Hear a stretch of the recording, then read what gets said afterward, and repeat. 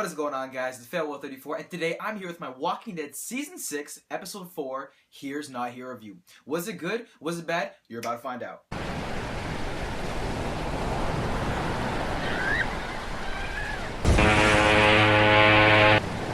This is the 4th episode in The Walking Dead Season 6, and compared to the last episode, this episode is much more lower toned. Last episode we got a lot of violence and high octane action. This episode was much more contained. This episode was probably one of my personal favorites in the entire series overall. We saw Morgan's Yoda, we saw how he learned all these, cool moves with the stick and all this other things. By far the writing on this episode was probably one of the best in this entire series. It was so concise and well thought out. They tied things from the beginning, in the middle, and the episode all back together in a very clever way. I thought this episode was fantastic. Pretty much a two-person drama this entire episode, and I'm just gonna dive right into it for y'all. Pretty much this episode starts off with a now and then perspective. It pretty much picks up where the last one left off, where it is the now, where Morgan is pretty much interrogating, talking towards the camera, which is actually a wolf. He's pretty much explaining his whole entire story to the person he's talking to, which is really us, but it's really them, so that's where it picks up. And then it goes to the then, and it's pretty much, Morgan in the midst of his kind of craziness where we last saw him maybe a couple seasons ago, and he's kind of just going through the motion. On the walls, it says, "Here's not here." Now, this is something that plays throughout the rest of the episode. Now we see Morgan running through the woods, and he has a blurry sort of vision. This has to do maybe with the whole idea of him being clear. That's what we see in the entire episode. Every time he's in a state where he's kind of under attack or there's something bothering him, his vision goes blurry, and we see that only thing focused is his head. We see music playing in the background, and it's pretty blurry overall. In this scene, we kind of see how Morgan is surviving after his base has been burned down and he leaves with his bare essentials. We see that he ends up killing these zombies, sharpening these sticks, and making a sort of fortress where he keeps his stuff, and that's what he's doing for a while in the zombie apocalypse. After making a settlement, writing things on the wall, that's his kind of thing. He likes writing things on the wall. That's how Morgan knows his place. Dogs, they pee to mark their territory. Morgan just likes writing crazy shit on the wall. That's what he does. Morgan actually kills 2 people without even thinking about it. He just sees this dude and just straight up pulls him right into the neck, and then I think strangles his son, which it looks like.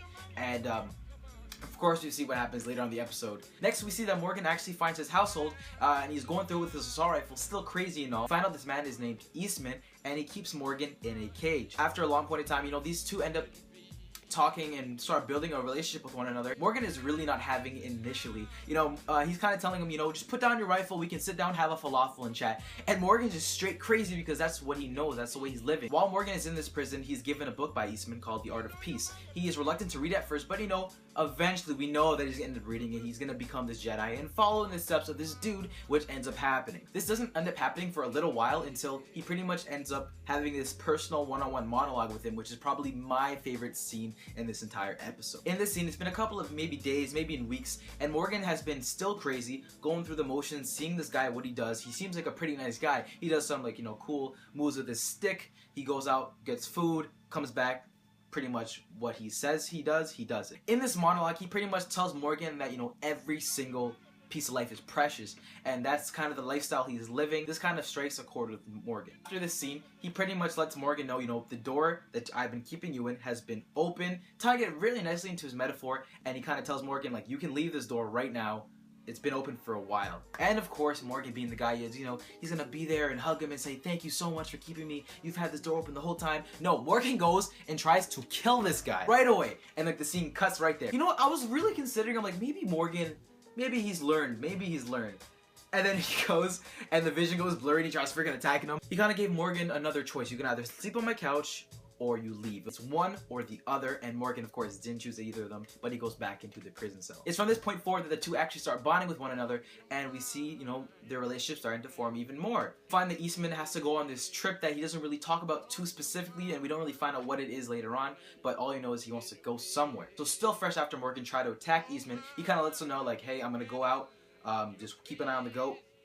Do your thing. As Eastman is gone, we actually hear zombies attacking the goat, and of course, what does Morgan do? He goes and saves the freaking day using a stick, doing his thing, and he actually saved this goat, putting it inside. And from there, Eastman kind of trusts Morgan, and that's when they start really hanging out, and he starts teaching him how to, pretty much be the little him, be his kind of protege, his buddy, and that's what they end up doing for the rest of the episode. So from this point forward, we start seeing them do some, cool montages with the sticks, and whatnot. And it kind of feels like a motivational kind of like Apple commercial or something. We hear the music in the background. You know, we see training with the voiceover. It's pretty funny. We see that Morgan's character starts to be reformed and listening to Eastman, and you know, he's starting to become more like him. I'm just thankful that we finally get to see, you know, how Morgan became how he was, because last time we saw him previously before he came to Alexandria, he was crazy, saying clear, clear, and just killing everything. But now we get the backstory as to why he is like this, because this dude kind of showed him a new light. And that's really interesting to see in this episode. Previously, Eastman was talking about this dude. There's only one dude who is evil, pure evil. And his name is Crichton Dallas Walton. Now, is it just me, or was the description of this guy very on the line with the character from the comic books, Negan? I was hearing the description of this guy and I'm like, check. Oh my god. I was so sure that this guy was gonna be Negan, and like it would have been perfect connection. We're getting around that time where Negan's gonna pop up anytime now. But then at the end of the episode, he kind of ruins it and says, you know, he's dead. Like, you see his burial and he says that I killed the guy. I starved him for 47 days and he's dead. And that was so upsetting. I was so sure it was Negan, but what did you guys think? Did you get faked out? Did you guys think it was Negan? Let me know in the comment section below. Super interesting. That's what I thought. Eastman and Morgan are on a personal level now, and they're at the site that Morgan used to be at. He starts questioning him, asking him things like, what are these signs? What does here's not here mean? And pretty much what ends up happening is Morgan starts losing it a little bit. The zombie comes and Morgan starts getting paranoid again, and he starts losing his concentration that he's been gaining this whole time. And as his walker's about to go and attack him, Eastman comes and saves him, but in doing so, he gets bit! Oh my gosh! Morgan starts going mad again, and then at the end of this scene, it's hilarious. Even though Eastman accepts that he's pretty much screwed, he kind of reverses his Morgan saying where here's not here, and Morgan's starting to go crazy again. He starts saying all this crazy shit, and he kind of says here, and then Eastman just kind of tells him like here's not here, and he starts walking away. I thought this was wonderful writing on the writer's part. This is hilarious. You know, switching around his metaphor or whatever he's trying to say to use it against him. Funny, so funny. So as Morgan is kind of still off the hinges just a little bit, he runs into this couple, and it's a dude in crutches and a woman. He has his pole up against them, and he's kind of threatening them to leave. And what they do is, it's a very moving scene. They kind of just, you know, take out their food, and the only thing they have, they don't even have a gun. They have a bullet. That's all they have. And they kind of run away, and they say thank you to Morgan. It's after this scene that he runs back to the house, realizing, you know, his buddy just got bit. I have to go, you know, help him out. And he finds out that the goat is dead. That's so deep. The episode's ending, and the goat he loved is protecting his buddy is the goat, and the goat is dead. Like, there's so much symbolicism. You're gonna make fun of me in the comment section for saying that, but you get what I mean. Goat's dead. You get the idea that the whole episode's winding down, and the goat is dead, his buddy's dead. It's gonna happen. So Eastman pretty much explains to Morgan, you know, this is kind of it. I got bit. Here's the last things you need from this house. I'll tell you go this way, this direction. They pretty much say their goodbyes. And they don't even show Eastman dying or getting shot in the head, ending it. They kind of just skip all that filler junk and just go to the part where Morgan's walking and we see him see the terminus sign, and it's moving forward towards the now in the story. Finally, after this crazy episode, all this backstory, we find out we're back in the present, and it ends off where the story first began. The wolf is so like evil, even all after that redemption story and all that. The wolf kind of tells him like, that's not gonna be me. This is how the world is. I'm sorry you had a really wonderful fairy tale experience, but I'm bit. Even if I do survive, I'm gonna kill you. I'm gonna kill your whole community, even the kids. And Morgan still can't comprehend that. He's still trying to hold on to Eastman's ideology. It's like an immovable object finds a force that's unstoppable. It's sort of like that in a sense. He just keeps him in Alexandria, wherever he's keeping him, and this is totally gonna screw everyone over later on. I'm calling it. It's gonna happen. Everyone knows it. And that is where the episode ends off, guys. This was one of the craziest episodes I think I've ever seen in The Walking Dead, just because itself was so detached from everything else. Man, guys, I really, really dig this episode. My favorite by far scene in this episode was when they had that one-on-one monologue, and he kind of just tells Morgan, you know, every single life is precious. I thought that just hit home. And I thought it was really good to see the connection that those two made after that one scene. The actors in this episode, it was pretty much a two-man...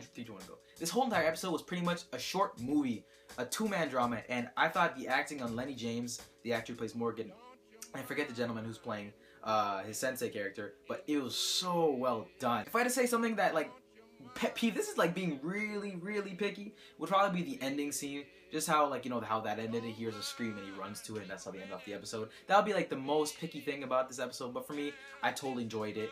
Overall, I'm gonna go ahead and give this episode a 9.5 out of 10. Alright guys, so that is my review of The Walking Dead Season 6, Episode 4, Here Is Not Here. Tell me what you guys think about the episode. What did you think? Did you think that Negan thing I said was that tricking you guys too? What do you think is gonna happen in the next episode? I'm also gonna do a topic review talking about Glenn, how he's not dead. I may do a prediction video if you guys want. If there's any other kind of Walking Dead videos you guys want me to do, just leave a comment in the comment section below, because I know some people got mad at me for not making an episode 3 review. I'm sorry. University's rough. My apologies. If you guys like this episode, don't forget to give it a thumbs up and subscribe if you have not already. I make a lot of other videos. Make sure to go check that out. Thank you guys so much for checking out this video. I will see you guys next time. Peace.